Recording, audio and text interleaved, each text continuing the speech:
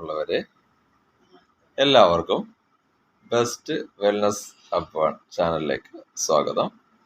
ഇന്ന് നമ്മൾ പരിചയപ്പെടാൻ പോകുന്നത് നിലപ്പന എന്ന ഔഷധ സസ്യത്തെക്കുറിച്ചാണ്.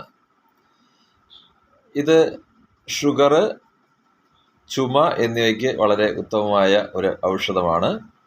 ഇലയും തണ്ടും നന്നായിട്ട് കഴുകിയെടുത്ത് തോരൻ വെച്ച് കഴിച്ചാൽ ഈ പറയുന്ന ഷുഗറിനെ നമുക്ക് കുറച്ച് കുറക്കാൻ പറ്റും. അതുപോലെ ചുമയ്ക്കും നല്ല ആശ്വാസം ഉണ്ടാകുന്നതാണ്. അപ്പോൾ ഇതൊന്ന് പരീക്ഷിച്ച് നോക്കുക.